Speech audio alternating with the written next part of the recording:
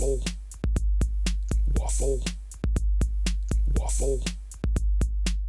Hello and welcome to Die Rollin. I'm the ever excitable Adam, and you're joining me here for another Wednesday Waffle. My voice is pretty much back to its normal, irritating self after the COVID of Expo, and I'm 1 year older than I was last time you saw me, unless you saw me yesterday. Yes, I had my birthday yesterday, and I spent the day playing a couple of games, which was good. So the main point of this particular video is to talk, if there is even ever a point to these Wednesday Waffles, is me yammering on at you guys. The main point of this one is to talk to you about the game of the Expo, which we'll get to right at the very end of this. So if you want to kind of skip all of my kind of preamble and just fast forward to it, then yeah, good luck. Just fast forward past all this rambling. Normally, I talk about what I've been painting, what I've been backing on Kickstarter, and what I've been playing.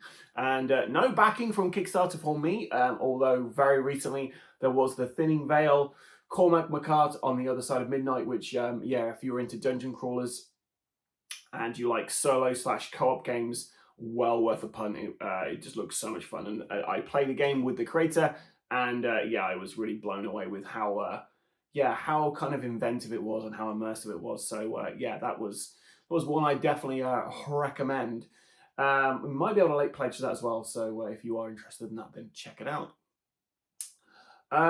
Yeah, not much else in the way of things I've seen which I'm like, that looks interesting.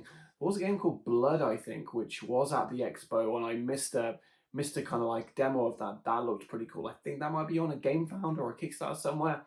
But yeah, no more information from me because I don't know much about it. It just looked good. So let's talk about painting. So my brushes have been fairly dry as of late. However, I did start painting up some more Skull Tales. I've got some really fun miniatures from Raybox Studios for Escape from Stalingrad Z. Now, how I do my painting is I essentially have boxes and boxes full of grey miniatures. I will then spend like 30 minutes getting a bunch of these miniatures out, spraying them, giving them a prime, and then they'll either go back into the boxes or they'll go into my special blue box. My special blue box being a kind of plastic box I got from Hobbycraft, which I will put certain miniatures in, which I intend to paint next. So a lot of the games behind me might not actually have the miniatures in because those miniatures are actually currently in my blue box. And yeah, to try to make sure I'm kind of keeping on top of stuff and going through a particular order, I normally paint what I'm playing. I'll have about, I don't know, a dozen to 20 miniatures in this little blue box. And then I'll get the blue box out and then I'll start painting whatever's in those. And once I've done the things in there, I'll then transfer them back over to whatever game they're out of. Unless it's Shadows of Brimstone, which I don't have any storage solution. I just put them back into various different boxes I have here, there, and everywhere. So, yeah, Skull Tales, however, isn't actually in my blue box. Skull Tales is in my actual Skull Tales box, right at the very top there, because it has a nice little storage solution in there. So I'm just kind of pulling that out and just painting them above the stuff I've got in there. Anyway, my the minis I've got from Raybox Studios, they're currently in the garage waiting to get a prime. So yeah, they'll be on the pile of things to do fairly soon, and you'll see lots of pictures of those up on the Instagram as and when I'm painting those. And also I'll do some posts on here so you can see. Some of you guys seem to enjoy the kind of the lost one, the little monkey guy that I painted and posted up on here. So maybe I'll start posting pictures of what I'm painting on here for you guys to have a look at and say, that's a terrible job, Adam. So painting wise, I've just been doing Skull Tales. There's only a few different kind of sculpts in there, really. You've got quite a few different hero characters, and I'm probably not going to paint all of them, just the ones I'm using. You've got some sea creatures. You've got, so 3 different types of sea creatures. You've got like these monkey men guys. You've got some cannibals. You've got a bunch of English soldiers in there, and English officers, some skeletons and some mummies. Skeletons are done. The English are all done.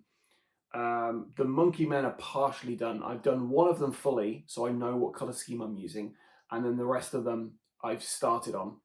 So they're probably going to be the ones I finish next. I've got 4 heroes I've painted, and I fully painted up each of the different sea monsters, so I know how to paint the rest of them. Not starting the cannibals yet, or the mummies. But the mummies I don't believe come until right near the very end of the game. So yeah, I'll probably save those guys till last. But yes, so we're painting, I'm painting through those at the moment. So talking about playing, I had the offline gamer Matt and Karen come over to play some games at the weekend. It was so much fun. It's interesting, like they only live around the corner, but it's very rare we kind of hang out. But recently we've been hanging out quite a lot. It's been absolutely lovely. So they had come over a couple of weeks ago to film a couple of games for the channel. So Pandora Celeste and An Age Contrived. Those videos are just waiting for this guy to edit. With the COVID, I've kind of behind with the editing and just need to get back into the swing of things. So essentially, after I've finished doing this, I'm uploading an unboxing video. I'm uploading this for Wednesday, and then it'll probably be either Dungeon Saga Origins, which I've done the 5th adventure of that. That'll either be the next thing on Friday, or you'll see either An Age Contrived or Pandora Celeste. So hopefully if I get those things edited this week, you can see those. Like I say, bit of a backlog with the editing at the moment, and Will's off, so waiting for Will to come back, and hopefully he can help me with some of the edits. Okay, so they came over and we played a few games. So the first game we're going to talk about is Grove. Grove is an absolutely fantastic card game where you essentially have 5 cards in your hand at any point. And there is and each of the cards is unique. They all have a different picture on. They all have a different scoring ability. You're just trying to get the most points at the end of the game, and you do that by getting a combination of different cards. So the cards themselves are, like I say, really weird. I'm just trying to even think of one example of a card name in there, but it'll be something like Cursed Teapot or Angry Wizard or I don't know, Mutant Fish. And or like what was that one? Had some form of teabag. And on the cards themselves, they have like a victory point score, and then there's also a couple of bits of text saying if you have this type of item in your deck, you'll get this amount of points. If you have, a full set of a particular type of cards, you'll get even more points. So it's all about seeing what's in your hand and trying to replace those with cards which you can score on. And you also have like a leader ability, which you're trying to, which will give you extra points at the end of the game. And how you play the game is essentially you have these 5 cards, and you either draw a card from the top of the deck and then put one of your cards into the marketplace, a marketplace anyone can pick up from, or you pick up one of the cards from the marketplace and replace one of your cards with that. As soon as you're at 12 cards out on the marketplace, game ends and you do the scoring. Grove is a game Matt introduced to me when Asgard Games was a thing, so a while ago now. And it's just a really fun, delightful little game, lovely artwork, and highly recommend if you get a chance to play the game, you play the game, because it's pretty good. So next, Shadow Ninjas. So Matt brought some of his games, I had some of my games, and we kind of met in between and tried some things out. So Shadow Ninjas is a game that we got a review copy of this from the expo. Essentially, you are playing as ninja cats trying to steal koi.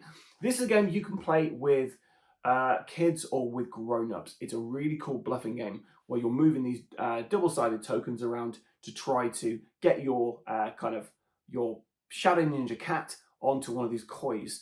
One player is the dogs, who are trying to basically, as soon as they get line of sight on one of these counters, they can flip them and see if that's a Shadow Ninja cat. If it's a Shadow Ninja cat, then then that player is out of the game. Or if you've got kids, they're reset to the beginning of the game.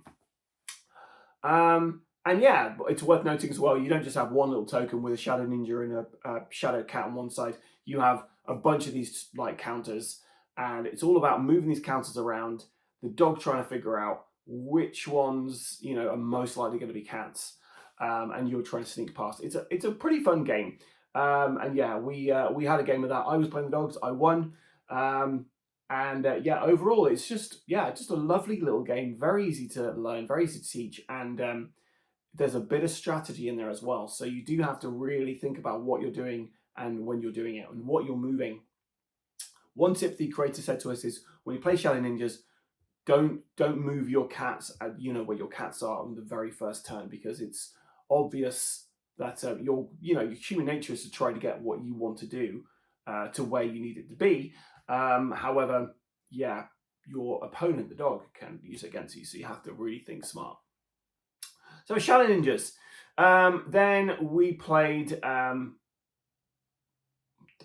exit game, which was the first exit game I've ever played. So I've done escape rooms before, but I've never played an actual exit board game. Will does the exit calendars at Christmas, and he does an absolutely fantastic time playing those. And I've always wanted to give one of these things a go. So Matt and Karen brought around Exit, and it was the Gate Between Worlds, essentially a Stargate. It took us about 80 odd minutes to do this, and we had 6 stars at the end of it. Exit board games, for those who do not know what these things are, they're basically escape games in a board game, and you're using everything in the game. You can only ever play it once, but you're going to be using scissors to cut up things. You're going to be using the actual box sometimes to figure certain things out. It's very crafty, very clever. And yeah, we didn't need many hints as well, which was nice. This was a medium kind of difficulty. They come in 1 to 5 stars, I believe, and this was like a 3-star. We used a couple of clues, but yeah, it was really fun. I enjoyed it. I'm looking forward to playing more exit games. Matt also brought around Vault Wars, which is a game he kickstarted absolutely ages ago. That was really fun. That is a game where it's basically like Storage Wars, like the TV show, but it's like a fantasy themed one, and these heroes have died and they've got these vaults, and you're basically trying to auction these vaults off. And the vaults can contain various different items. Each vault is unique. They have their own different like abilities and stuff, and you take it in turns to basically try to auction off these vaults and these items. And the items themselves come from a big item deck, and yeah, you basically need to get certain items to score more points. So it's a bit like Grove in the sense that you're trying to get a bunch of cards which have a combination score, which will enable you to get the highest score at the end of the game. That was really fun, and as we're playing that, it made sense to start doing like try to be a bit more thematic with talking about the cards, rather than being like, oh, here's the gambler's den. You'd be like, oh, this belongs to Rifis the thief, who was renowned for blah blah blah, and you come up with a colourful kind of flavour text, and then you kind of like open the bidding up to the other players, and doing it like that was quite fun, like doing a bit of adding a bit of theme to it and kind of being a bit of immersion. So Vault Wars, I've never heard it before, but really enjoyed it. I'm glad Matt brought that round. We played The Score, which is a heist in 18 cards, a collaborative storytelling game. Now, my wife isn't the biggest fan of it because sometimes, depending on the shuffling, some people might not really have much to do in a game. So we're trying to figure out a way where you can make sure everyone has like their moment in the sun, because yeah, it's very luck based depending on where the cards come out. But saying that, it's actually probably one of my favorite games. And if I keep turning over here, it's because there's various different cars that keep pulling up outside the house and then moving. So I'm kind of doing a bit of house cat today, just watching the cars, trying to figure out who the people are. But yes, so The Score is, for me, I really enjoy it. It's a heist game in 18 cards, and you're collaboratively trying to narrate a heist movie, which always goes wrong, but that's part of the plan, right? And always has quite a high body count by the end of it. Yeah, it's fun. I think we all enjoyed that. We played That's Not a Hat. Not much to say about That's Not a Hat. It's a memory game where you're trying to remember the card in front of you and the cards that are being passed around the table. It's a lot harder than it sounds, but I would highly recommend anyone pick up a copy of that game because it is so much fun. We also played a game which I do not know the title of, and I messaged Matt before this video, but he didn't come back to me. But essentially it is a game which I will put the title down here if Matt gets back to me. And yes, the game was, you are basically trying to remember orders. It reminded me a bit of The Mind in the sense you're all kind of working together, but that's the only thing really, I guess. You've got several different levels you've got to get through, and the first level, one person draws 4 cards. Sorry, I said 4. One person draws a card for each player at the table, and these cards basically just have names of items of food or drink. Because you're at a cafe and you're basically taking the order. So let's say there's 4 people, like there were in our game.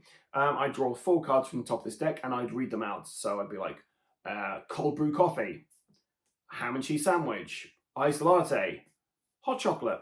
And then I'd shuffle those up and then I'd give one to each player. Starting with the player to my left, they would then say one of the items that is out on the table, and then they'd go to the next person. The person would say if they had that or they didn't have that. And if they did have it, they'd get the card out and they'd go, yep, we've done it. And then it was their turn to then say, oh, something else that's on the table. The first round goes around pretty quick because there's only 4 items. And when there's 4 of you playing, you only need to actually guess 2 of those correctly. But as the game goes on, each level, you're basically getting that amount of cards per person. So on the second kind of level, there are 8 cards on the table. We got to level 4, where there are 16 cards on the table. And trying to remember that many items was bonkers. Because, yeah, you've only got one. Everyone's got like 1 life each. And if everyone is out and around, if everyone, isn't able to do it, if you get 1 wrong, you lose, you're out the round. And once everyone gets 1 wrong, the round ends and you've lost the round. You do come with special abilities you can use to try and help you out. But they're not especially helpful, to be fair. And it's just a really fun memory game where you are just trying to remember what everyone else has. And yeah, it's really fun. Fun cooperative game. Anyone can play it. It's a fun theme. And yeah, it's one of those games I played and then I was like, I would like to own a copy of this. So I'm going to try and source a copy of that because it was just silly fun, which, that's what you want with a game. And it plays up to 6 players. So that's always helpful. So yeah, whatever that game is, I would have put the title up there, but yeah, definitely check that out if you can. So yesterday was my birthday. I played 2 games.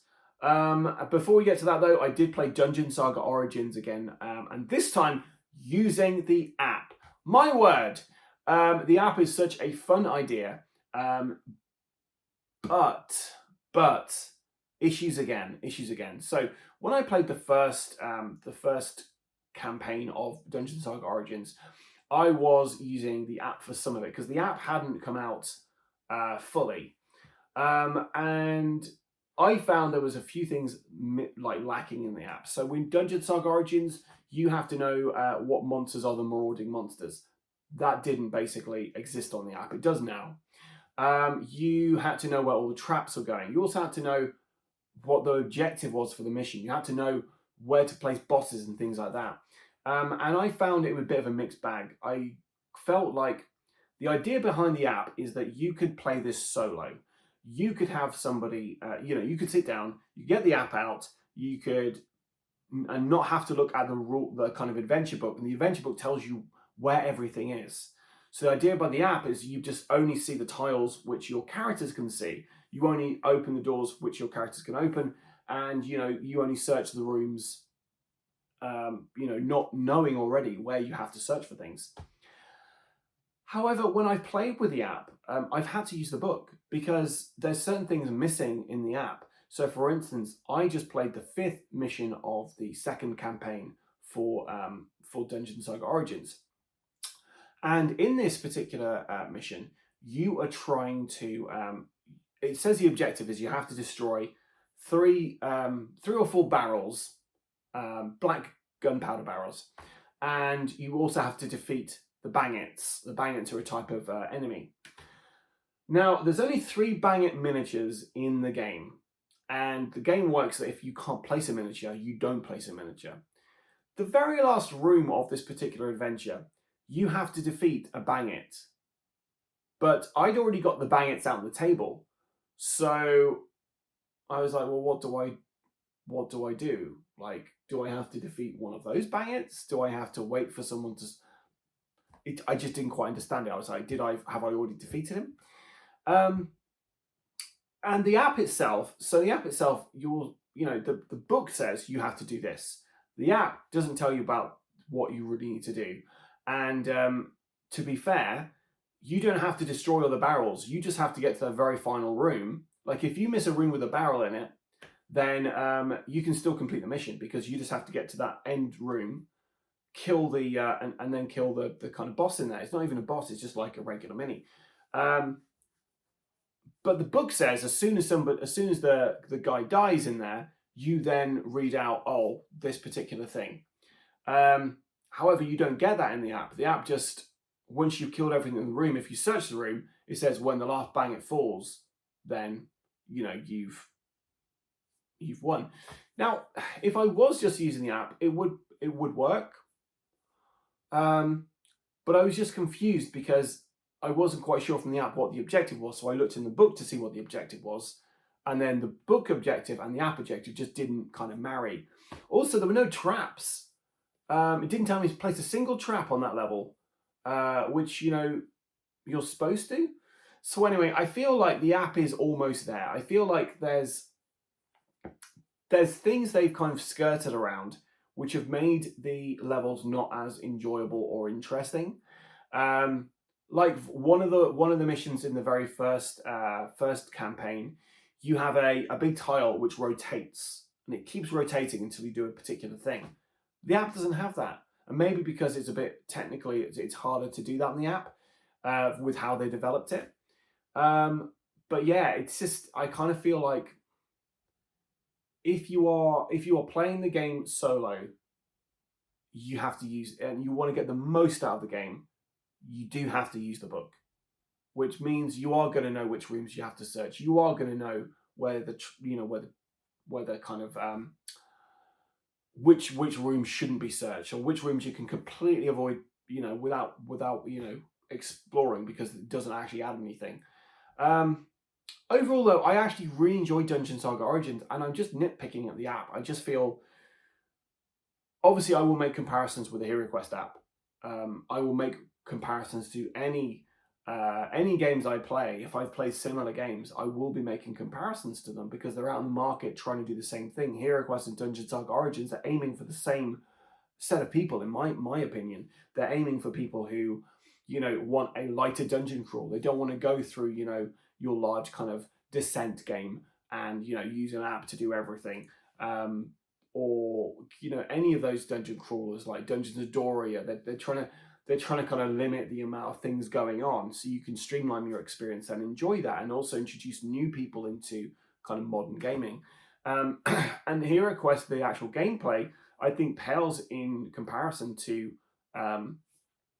Dungeon Saga Origins. Personally, I just feel I'm a lot more engaged with the characters in Dungeon Saga Origins. The level design is much better in Dungeon Saga Origins.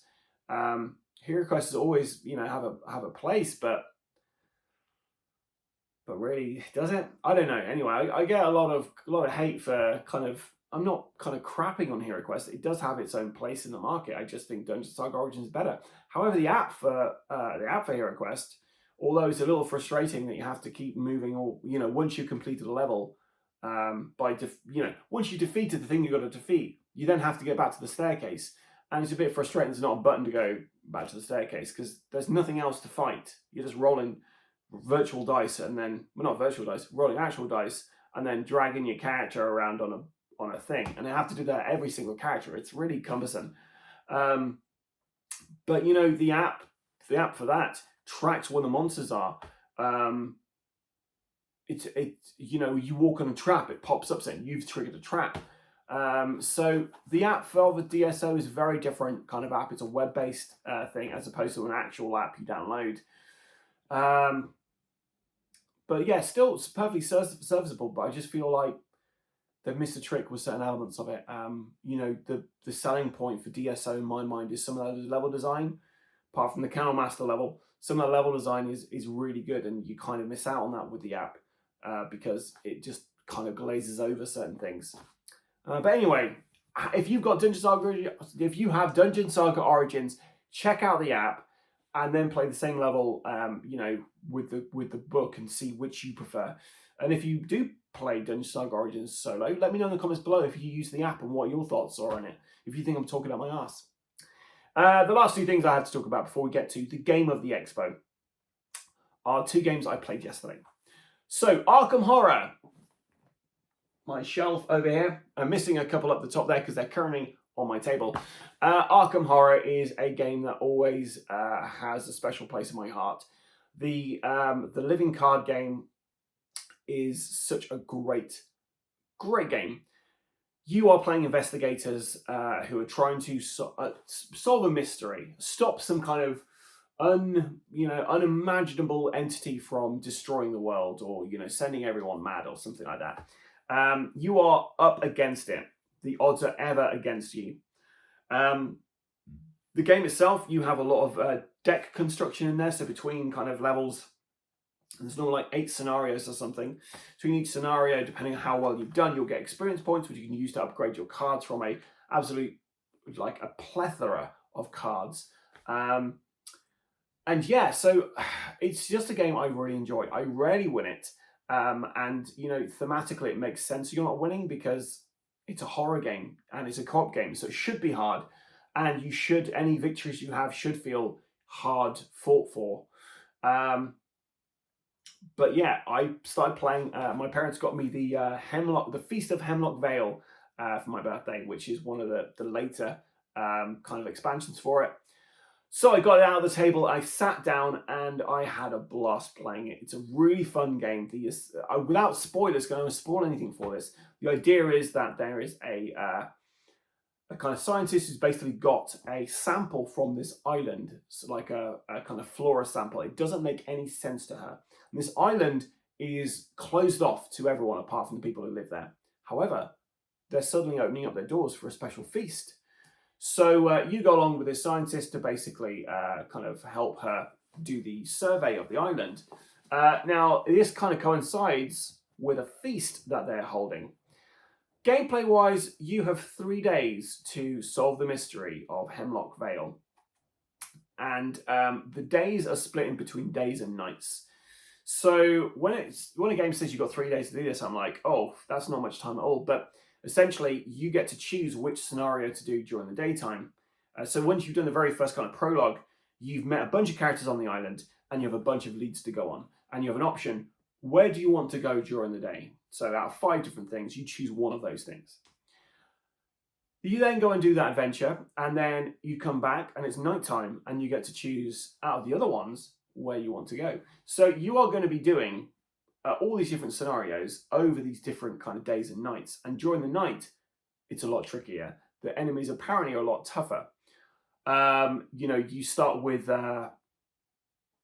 doom points on the agenda, which basically once you get, you don't want doom points out.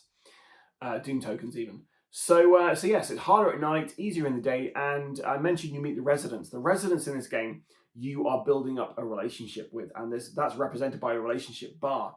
So the more kind of you hang out with them, the more you do for them, the higher the relationship is. And as you play the game, you're going to be having instances where you will be talking to these characters. They'll be out on these adventures with you. And depending on what your relationship level is, you'll get a different option. So if you're really friendly with someone, they might be more willing to help you out, or you might have a better option for, a story. They might tell you some more of the mystery of what's actually going on here, because they're all residents of this place with their own kind of thoughts, desires, and ambitions. And yet those characters can die. Those characters, from the look of it, can turn against you as well. It's got going into this, I thought it was going to be very Wicker Man, but it's kind of a little Wicker Man-esque, a bit kind of, this is like, it does feel like there's going to be a sacrifice made on this island. And when you're going around in the prologue, where you're just basically going around during the daytime, and you're going to these different locations in the village itself, and you're meeting these people, there's all this really cool flavor text, which basically tell you a little kind of like a hint at something going on. Like maybe there's some really weird drawings that you see and someone hides them quickly, or you overhear someone talking about someone going missing, and then, but it's fine, they're in a better place now. and loads of different little kind of like tidbits of information that kind of give you this creepy vibe that things aren't right here. So yeah, anyway, I'm through a couple of missions of that, really enjoying it. And if you'd like to see me do it on the channel, let me know in the comments below, because this is one of those, like, some of these campaigns are quite linear and you'll get them done and then that'll be it. You might come back to them like later, but probably won't unless you're playing with new people. Whereas this one, it feels like there's a lot of replayability in there. So I feel like I'll probably be coming back to this. Same as Edge of the Earth. Edge of the Earth has a great introduction, and depending on what happens, you're going to be playing quite a different game. So yeah, Feast of Hemlock, Vale for Arkham Horror, fantastic. If you've never played Arkham Horror, I'd highly recommend checking it out. It's just a fun game. I really enjoy it. Now, they also have Fantasy Flight Games also do a Marvel game called Marvel Champions, which is using the same system as the Arkham Horror thing, but all that really rich, deep narrative text is just thrown away, and essentially it's more of a kind of combat-oriented game. You're basically just getting a deck of kind of hero cards, then sending them up against the Sinister Six or whatever. There are kind of campaigns you can do, so you can go through different kind of like connected campaigns, getting special cards. So there is more of a kind of narrative kind of cohesion rather than just doing, you fighting Rhino and then you fighting whoever. There is like a little kind of campaign you can do. But overall, it's a lot lighter than Arkham Horror. Obviously, the theme is a lot lighter as well. It's not as dark, and it's still pretty difficult. But yeah, you do feel like you're not completely up against it because you are superheroes. Saying this, however, a complete like honest confession here. So I played the I played Marvel Champions, the base game, and I played the first 2 missions in it. Never completed the base game. But you want to get all the shiny stuff. So I get all these, I've got several expansions for this, like 3 big box expansions for this. And, I sat down yesterday to start playing one of the new expansions for it, the X-Men one. One of the X-Men ones. And I played like 2 rounds and then put it away because I didn't know what I was doing. I just didn't know what I was doing. There was so many different terms and I know jargon in there, and I was just like, I don't know this well enough to play it. So all those cards have just been chucked back in a box in frustration, and I'm basically going to go back to the base game, complete that, and then go through the expansions, which is a shame because I just want to get to the expansion stuff, because those ones, the X-Men one, I'm really excited to try that out. The Sinister Six, love that. Want to play as Miles Morales and, like Ghost Spider. Want to check that out. But yeah, I can't until I know how to play the game properly. So hopefully I'll get a friend of mine to come around and we can kind of hash it out and learn it together. And then I'm in a much better place to actually play the game. But Marvel Champions, yeah, it's a fun game if you know how to play it. But yeah, I just wanted to confess, I had no idea what I was doing, and I just put it away, and then was like, oh, and then just played Xbox for a little bit. Okay, so here we are at the point where I tell you what the game of the Expo was. Now, there were a lot of fun games I played at Expo, and there's one game I'm going to put out there as the runner-up for this, because it was such a good game that I just need to mention it again. And it was very close to actually getting game of the kind of the show, but just because of the uniqueness of what I have chosen, that just pipped it. If we're going on pure joy and fun, then this game would have been the game of the Expo. So the game that is runner-up is Steery. Steery is a fantastic storytelling game where you're essentially trying to come up with a story together. However, you're trying to win that story. So what happens, you get a big card come out, and the big card has a character on there. So let's say it's a leprechaun. In our game we played as a leprechaun. So this leprechaun comes out, and then you've got a hand of 5 cards, and each of these has a story prompt of some kind on, with a value in the top right-hand corner. So if it's like a one-word thing, which is quite an easy thing to get into a story, so like a car, for instance, that'll have 1 point. Whereas if it's a very, very kind of like involved kind of story prompt, they'll have a much higher point value on there. So when it comes to your turn, you're basically using the cards in your hand to tell the story. So if you've got the leprechaun out, then the very first player would basically use a couple of their cards to describe who they are and what they're about, what they're trying to do. Once they've used 3 or however many cards they've done, they then draw back up to their hand limit of 5. And it just keeps going around like that. You're telling stories about this particular leprechaun until somebody draws a card out that says new character, which will then draw another character out. And then you have a new character in the game that you have to then somehow involve. This keeps going around until somebody draws out a card that says the end. And then you can finish the game off. Once the game's finished, you tally up the points in front of you, and whoever's got the most points wins. Steery was great fun. Like, Alex and I had an absolute blast playing that with the creators, and yeah, I can't recommend that highly enough. It's a game you can play with kids. It's a game you play with adults. It's definitely a game you can play with adults. Ours got pretty racy at points, but yeah, just great fun, and it just barely missed getting to Game of the Year. Just unsure, pure like joy and fun. Game of the Expo though has to go to The Strange Forgeries of Mr. S.C. Rebar.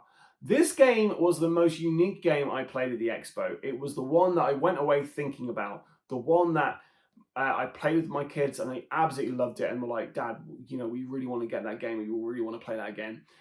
It's a game that I know it's not for everybody. It doesn't click with everybody, but it is such a unique idea.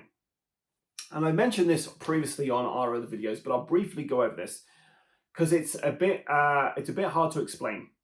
So the general idea is there is a guy called Mr. S.C. Rebar, who is a famous artist. One player is going to play their apprentice, and their apprentice knows what makes an original S.C. Rebar painting and what makes a fake S.C. Rebar painting. So the rules that we were using for this basically, if it's an original, then the picture would have more black shapes than white shapes, for instance. So at the very beginning of the game, the apprentice draws out, let's say, 3 pictures on these pieces of paper, and 1 or 2 of those will be adhering to the rule which makes it an original. So they'd draw these little pictures, put them down, and they'd say, right, this is an original, these are fakes, these are forgeries. It then goes around to the players at the table, and the players at the table will then draw X amount of pictures, so that the apprentice will say, draw me 3 pictures. Those players will then look at the original, look at the fakes, and basically try to figure out what the rule is. So they're trying to find out that rule, which is, more black shapes than white shapes. They'll then draw on 3 pieces of paper, or however many pieces of paper they're asked to draw on, their different paintings. They will then pass them over to the apprentice. The apprentice will take those. They will look at the pictures. They will look at the rule, and then they will basically, on the back of them, put a little X if it's a fake or an O if it's an original. They'll then give them back to the player. The player will have those, and then they've got an idea of, they're a bit closer to figuring out what that rule is. The point of the game is not to figure out what the rule is. Like, in the sense that as soon as you learn what that is, that you don't end the game by going, I know what the rule is. You have to keep that rule to yourself. That's important. So we go through 5 or 6 rounds, same thing. The apprentice asking for pictures. You draw pictures, you hand them to the apprentice looks at them, marks them, gives them back to you. The very last round, what happens is you have this clear kind of plastic sheet where there are little pockets in there. You then select 20 odd pictures between your fakes and your originals, and you'll place them into these little sleeves, and you'll place them face down on the table. And then it comes to the real part of the game here. The apprentice can't win the game. The apprentice is there just to facilitate, to be fair. But yeah, so you'll have pictures for everyone on the table, including the apprentice, and then everyone who's not the apprentice will basically have a little kind of little notebook here, and on everybody's paintings, apart from your own, you have to basically mark which ones are originals. So you'll be like shading in this kind of like little grid for everybody. At the end of the game, you basically everyone goes around and you basically mark to see how many you got correct. Whoever's got the most correct wins. So like I said, the apprentice can't win, but everyone else can. And obviously you want to try and keep the rule to yourself, because you don't want other people knowing what originals are. Because if everyone knows what originals are, then everyone's going to score all the points at the end of the game. So that's it. But yeah, it wins Game of the Expo for me because it was so unique, such an interesting concept, so well done. And there was a lot of theatre about it. I was saying this in an event game, but really there's a lot of theatre around this. You could really have a lot of fun with it. Very much like Mysterium, where you were one player who's a ghost trying to give clues to people. It kind of felt similar in that regards. But that's a game very thematic and very immersive. And I feel like the Strange Stories of Mr. S.C. Rebar could really be that style of game. Very immersive, a lot of theatre, and just really fun. So congratulations to you guys. That was such a fun game, and we're so glad we got to play that with the offline gamer and yourselves. And my kids absolutely loved it. So yeah, that is Game of the Expo. And that's about it from me. What to say? Obviously, we've got a bunch of stuff which we want to show you guys, but it's currently stuck in the edit. We will try to get these out as soon as possible, so apologies for that. We've got some fun games coming up on the channel. We have got the Cats of Saint Michael, which I'm going to be showing you a level of that and then giving you my thoughts on that very soon. But spoilers, it's great fun. We've got more Dungeon Saga Origins coming. We have Shadows of Brimstone at some point, guys. I keep saying it every time we do a Wednesday. I'm like, I'll get it out. I was going to do it yesterday on my kind of day off of board gaming, but I ended up just playing something for me rather than something for the channel. But yeah, looking forward to getting Tradera back to the table and yeah, really blasting through some more Shadows, especially now that I've got the Shikari nomads who actively attack people who've got Darkstone. And whereas my guys have a lot of Darkstone, and not just Darkstone, on hand, they have Darkstone equipment and stuff. So they're going to have, I think the Shikari Nomads are going to be a tough fight. So yeah, so we've got that coming. We've just got a ton of stuff, guys. Some really fun content. So yeah, stay tuned to the channel, and of course, Age Contrived and Pandora Celeste. As soon as they're out the edit, you'll get them up on the channel. So anyway, I've been the ever excitable Adam. If you've got any questions for me, any concerns, any queries, any quandaries, let me know in the comments below. If there's any more, any games you'd love to see us cover on the channel, from stuff behind me or stuff we don't have, or stuff we have and we filmed some of it but we haven't filmed any more, yeah, let me know in the comments below. And until next time, guys, stay safe or die rolling.